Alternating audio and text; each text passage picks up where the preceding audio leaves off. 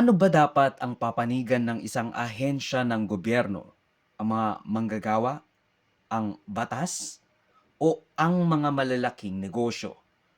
Well, walang masyadong news report patungkol dito sa strike na isinasagawa ng mga manggagawa laban sa pabrikang Nexperia na gumagawa ng semiconductor at electronics sa bansa.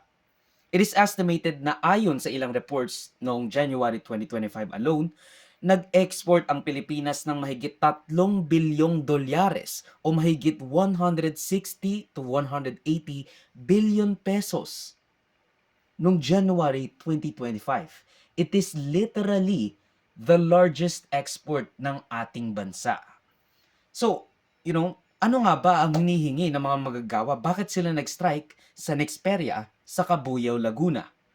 Nagsimula ang kanilang pakikipagnegosasyon sa administrasyon ng Nexperia Philippines noong August 2024 kung saan humihingi sila ng mahigit 50 pesos na aumento na dagdag sahod kada araw, pero ang ibinalik sa kanilang offer ay 17 pesos a day.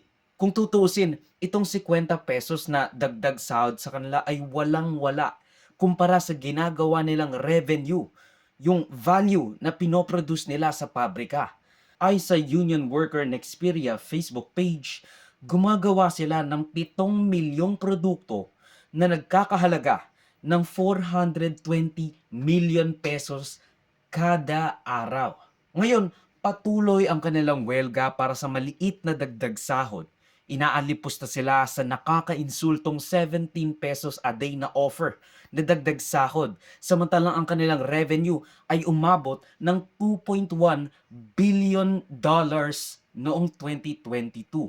It's funny sa mga ganitong sitwasyon amid strikes ng kanilang mga employee, sasabihin nilang hindi kaya ng pabrika yung mga kakarampot na dagdag sahod. At baka magsara pa nga, mapipilitan silang magsara ng pabrika kung tataasan ng kakarampot sa hinihingi ng mga manggagawa.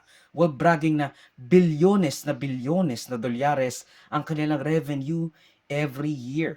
Nagpatuloy ang protesta ng mga unyon sa Nexperia dahil sa pagpapatanggal ng kumpanya sa 4 na labor union leaders kasama na yung presidente ng kanilang unyon na nangunguna sa negosasyon para sa aumento sa arawang sahod ng mga manggagawa.